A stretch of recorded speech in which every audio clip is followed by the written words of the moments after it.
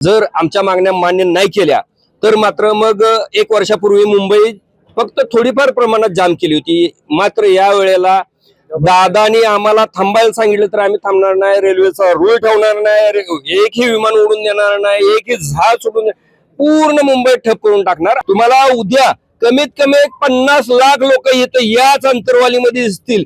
उद्या मनोज जरांगे पाटील या आंतरवाली सराटीमधून आमरण उपोषणाला सुरुवात करणार आहे। राज्याच्या कान्याकोपऱ्यातून मराठा समाज बांधव आंतरवालीत दाखल व्हायला सुरुवात झालेली आहे। माझ्यासोबत काही मराठा समाज बांधव आहेत। सर, काय सांगाल, तुम्ही कुठून आलात आणि आज आंतरवालीत दाखल झालात? मी शंकर मोहिते, पश्चिम महाराष्ट्र, सांगली जिल्हा विटा येथून आलोय।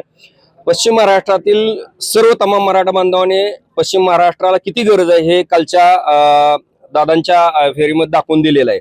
आणि जर या उपोषणामध्ये 2-3-4 दिवसामध्ये जर सरकारनं काही योग्य ठोस पावलं नाही उचलली आणि जर आमच्या मागण्या मान्य नाही केल्या तर मात्र मग एक वर्षापूर्वी मुंबई फक्त थोडीफार प्रमाणात जाम केली होती। मात्र या वेळेला दादानी आम्हाला थांबायला सांगितलं तर आम्ही थांबणार नाही, रेल्वेचा रूळ ठेवणार नाही, एकही विमान उडून देणार नाही, एकही जहाज सोडून पूर्ण मुंबई ठप करून टाकणार। आणि आम्हाला मुंबईतील सर्व मराठा बांधवांनी सुद्धा फोन करून सांगितलंय की आम्ही सर्व मराठा बांधव मुंबईतील आम्ही तुमच्या बरोबर आहे, जो दादा आदेश देतील त्या पद्धतीने आपल्याला काम करायचं आहे आणि शेवटचं निर्णायक आंदोलन करायचं। त्यामुळे त्याच ताकदीने हे आंदोलन होणार आणि संपूर्ण मागण्या मराठा समाज या वेळेला मान्य केल्याशिवाय पाठीमागे हटणार नाही। आणि मुंबई कशी जाम करायची असते ते फक्त मराठा आणि मनोज दादाच दाखवून देतात। पुन्हा एकदा जर गरज पडली तर आम्ही दाखवून देऊ, अन्यथा दादांनी जसं सांगितलं तसं वर्षावर सुद्धा जायला आम्ही काही कमी पडणार नाही। मोठा इशारा या प्रसंगी दिलेला आहे, तुम्ही मुंबई बंद करणार, विमान उडू देणार नाही, वर्षा बंगल्यावर तुम्ही जाण्याचा इशारा देतात। काय एवढा रोष व्यक्त करताय? गेले कित्येक वर्ष झालं, मनोज दादा तर 20-25 वर्ष झालं हे आंदोलन करतात। गेले 3 वर्ष झालं सरकार आम्हाला फसवतंय।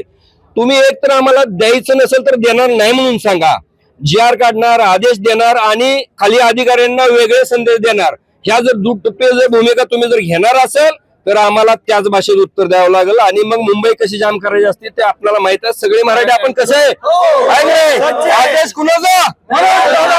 मग ह्या पद्धतीने हे आत्ताशी नुसती झलक आहे। तुम्हाला उद्या कमीत कमी 50 लाख लोक इथं याच अंतरवालीमध्ये दिसतील। मी सकल बाहेरून आलेल्या सर्व मराठा बांधवाच्या वतीनं खरं तर अंतरवाली आणि परिसरातील लोकांचा सुद्धा आभार मानेन। कारण का आज सुद्धा इथं कोणालाही पाणी कमी नाही, कोणाला जेवण नाही, कोणाला नाश्ता कमी नाही, कोणाला चहा कमी नाही, कुठल्याही प्रकारची व्यवस्थेत कमी नाही।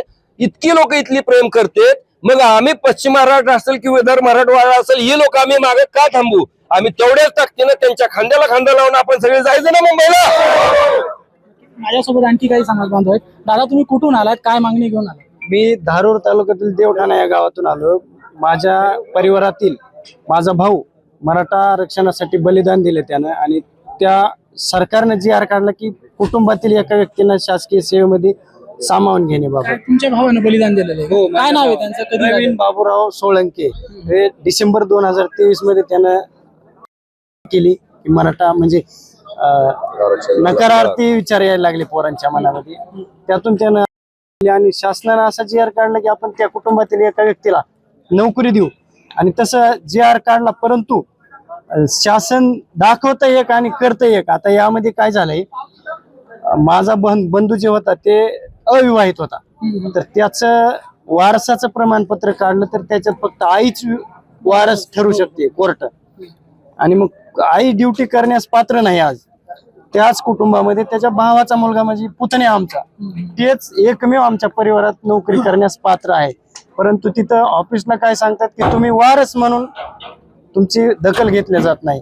आता थेट वारस येत नसेल तर संमतीपत्र आहे, आणि शासनाने निर्णय दिला पाहिजे की त्या कुटुंबात जर एकच व्यक्ती योग्य असेल तर त्याला शासकीय सेवेमध्ये सामावून घेतलं पाहिजे। असे असंख्य बीड जिल्ह्यामध्ये किमान फक्त बीड जिल्ह्याचं सांगतो 30 पोरं वेटिंग लिस्टवर ठेवलेत महामंडळाने, SD महामंडळामध्ये। तर त्यांचे आम्ही दादांकडे घेऊन आमच्या घरांना घेऊन आलेलो आहोत। दादांना सकाळी भेटलो, त्याप्रमाणे दादांना सांगितलं की उद्या आपण जास्तीत जास्त लोक बोलवा आणि याविषयी आपण सरकारकडे आपली मागणी लावून धरू। आणि जर आमची मागणी मान्य नाही झाली तर आमच्या बंधूंनी सांगितल्याप्रमाणे आम्ही मुंबईकडे आगेकूच करायला कमी पडणार नाही, आणि मुंबई बंद करू। वेळेप्रसंगी मागच्या वेळेस दाखवलं त्यापेक्षा डबल लोक मुंबईकडे आगेकूच करतील एवढं नक्की सांगू शकतो। तुम्ही या ठिकाणी आंदोलन आलाय. काय मागणी आहे? म्हणजे काय सांगा? महावितरणने 2.5 वर्षापूर्वी माझ्या नावाचा आणि आमच्या सोबत 44 जणांचा प्रस्ताव मंत्रालयात पाठवला की या मुलं ESBC आरक्षणातून पात्र आहेत आणि यांचे एक अधिसंख्य पद निर्माण करून द्या, म्हणजे या मुलांची आम्हाला नियुक्ती देता येईल. 2.5 वर्षापासून आमची फाईल सामान्य प्रशासन विभागाच्या 16ब मध्ये पडलेली आहे, धूळखात पडलेली आहे. कुणीही त्या फाईलवर लक्ष देत नाही. तेव्हापासून फाईल पडली असल्यामुळं आमच्या नियुक्त्या रखडल्या. आम्ही महावितरण जाऊन विचारपूस केली, नियुक्त्या का देत नाही. त्यांनी सांगितलं तुमचं अधिसंख्य पद निर्माण नाही, त्यामुळे नियुक्त्या मिळत नाही. प्रशासन सामान्य प्रशासन जाऊन विचारलं तुम्ही नियुक्त्या अधिसंख्य पद निर्माण का करत नाही, ते म्हणते आम्हाला कोणाचा आदेश झाला नाही, त्यामुळे आम्ही अधिसंख्य पद निर्माण करत नाही. हा त्याचं नाव दाखवतो, तो याचं नाव दाखवतो. आमचे 3 वर्ष झाले नियुक्त्या रखडलेले आहे. हे महावितरण पाठवलं पत्र मंत्रालयाला, तरी आमच्या नियुक्ती मिळत नाही. 3 वर्ष झाले आम्ही वाट पाहतो नियुक्तीची. त्यामुळे मग आम्ही एक गोष्ट म्हणून दादा जरांगे यांना सांगितली. त्यांनी सांगितलं सराटी अंतर्वालीला येऊन थांबा आणि जोपर्यंत नियुक्ती मिळत नाही तोपर्यंत इथून उठायचं नाही. जर इथं नियुक्ती जर तुमच्यासोबत न्याय नाही झाला तिथून उठायचं, थेट मुंबईला जायचं आणि मुंबई गाठायची आणि मग पुढचं माहितीच तुम्हाला पूर्ण महाराष्ट्र बघेल मग पुढे काय होईल. नक्कीच तुम्ही या ठिकाणी आलात, काय मागणी आहे तुमची? मी व्हॅलिडिटीच्या दरम्यान आलेलो आहे. हे माझी 1 जानेवारीच्या 2026 मध्ये व्हॅलिडिटी दिलेली कागदपत्र सोलापूरला, पण ते देत नाहीत. आमच्या गावात फक्त आलेले व्हॅलिडिटी फक्त ज्यांनी 70,000 रुपये 65,000 रुपये ज्यांनी पैसे भरलेले आहेत त्यांचीच व्हॅलिडिटी आलेली आहे. आता आम्ही 16 ते 17 जण आहेत की आमची व्हॅलिडिटीसाठी, पण प्रत्येकांचं जे आता मध्ये 8 दिवसापूर्वी व्हॅलिडिटी झाली, पण ज्यावेळेस पैसे दिले पुढं त्याच वेळेस व्हॅलिडिटी मिळाली. मग असं 70,000 रुपये दिल्यानंतरच व्हॅलिडिटी देणार का? असं केलं तर तुम्ही थांबा म्हणतात, तुम्हाला 6 महिन्याची मुदत दिलेली. आता 6 महिने बघत आता आमचे वरचे 3 महिने तर निघून गेले. आता 3 महिन्यानंतर आता हे देते म्हणून अजून परत त्यांनी जर त्रुटी काढली किंवा काय काढली तर आमच्या मुलाचं काय करायचं परत? माझ्या मुलाचं ऍडमिशन झालं PWD मध्ये, अपंग आहे तो.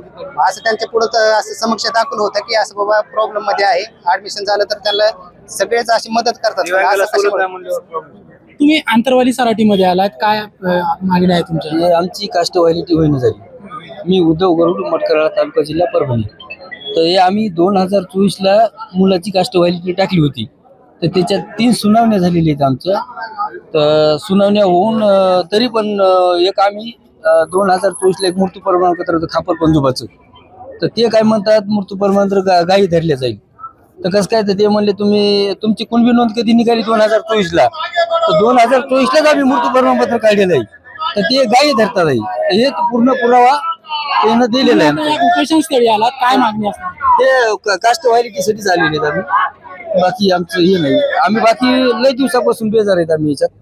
मग आम्हाला मला एक शेवटचा प्रश्न आहे तुम्हाला. तुम्ही मुंबई जाम करण्याचा इशारा दिलाय, विमानं उडू देणार नाही, मग मुंबईतल्या त्या ठिकाणी जे लोक दुसरे आहेत त्यांचं काय होणार?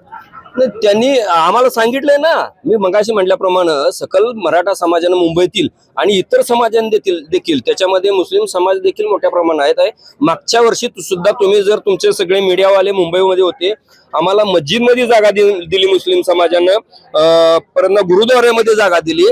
अशा प्रत्येक समाजानं आम्हाला तिथं जागा दिल्या. त्यामुळे त्यांच्या सगळ्यांचा आम्हाला पाठिंबा आहे की तुम्ही मुंबईत आला तरी आमची तुमची सगळी व्यवस्था करतो आणि तुम्ही आंदोलन घेतल्याशिवाय तुम्ही जाऊ नका, आम्ही तुमच्या बरोबर आहे. आम्हाला त्यांनी आश्वासन दिलेलं आहे.